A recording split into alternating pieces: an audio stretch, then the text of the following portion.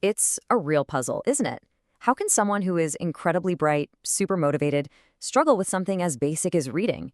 Well, today we're going to peel back the layers on dyslexia. We're going to get past all the myths and really dig into the real story.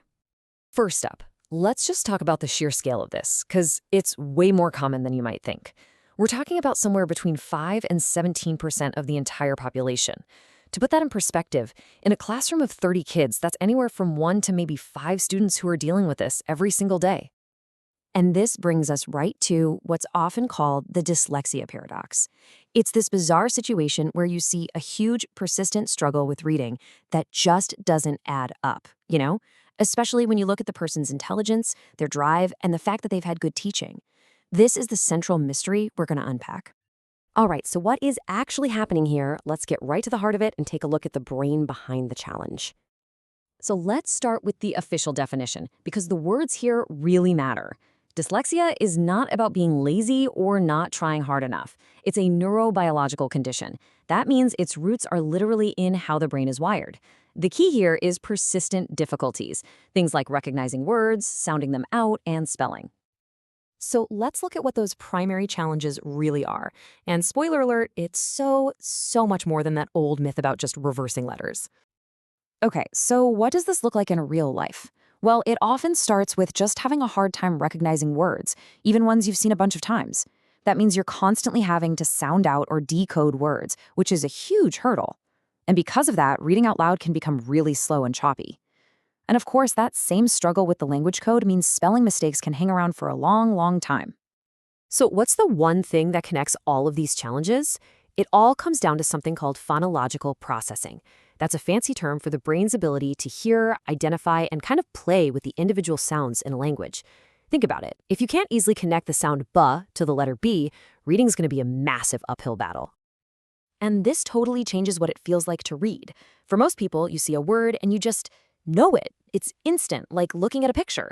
But for someone with dyslexia, it's often a slow, conscious, letter-by-letter puzzle for almost every single word. You can just imagine how mentally exhausting that is. Now, this initial struggle with reading doesn't just stay in its own little box. It creates a ripple effect, a gap that can get wider and wider over time, affecting a whole lot more than just reading. Just look at this. A student with dyslexia can listen to a story and get it all. The plot, the characters, the jokes, everything. Their comprehension is high. But ask them to read that exact same story themselves, and their comprehension just plummets. And why? Because all of their brain power is being used up just trying to figure out what the words are, leaving almost nothing left over to understand what they actually mean. This leads to this really powerful idea from a researcher named Keith Stanovich. He called it the Matthew effect in reading, after the biblical parable. And the idea is simple.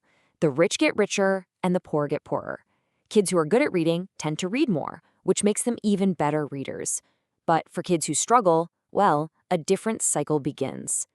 And you can see exactly how that downward spiral works. It starts here. Reading is really hard and frustrating. So what do? Naturally, you start to avoid it. But avoiding reading means you miss out on tons of new words and all kinds of information about the world.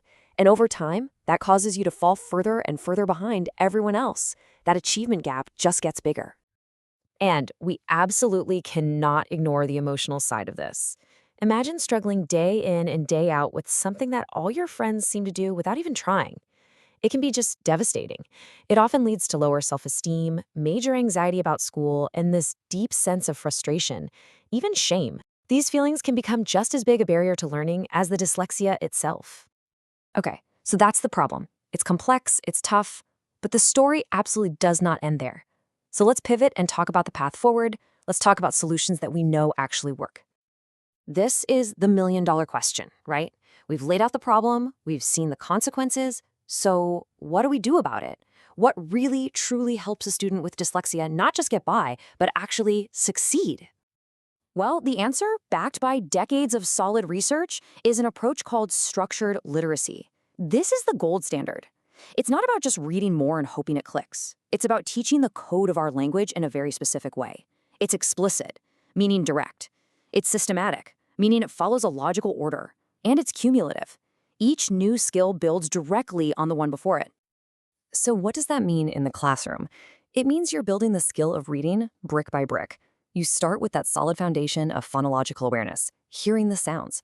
Then you build on that by explicitly teaching the link between sounds and letters. That's phonics.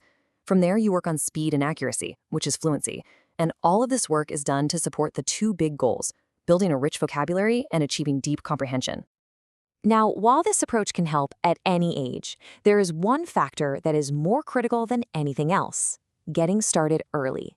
I mean, brain imaging studies have actually shown that when we give kids this kind of direct, systematic support in the early grades, we can literally change how their brains process reading.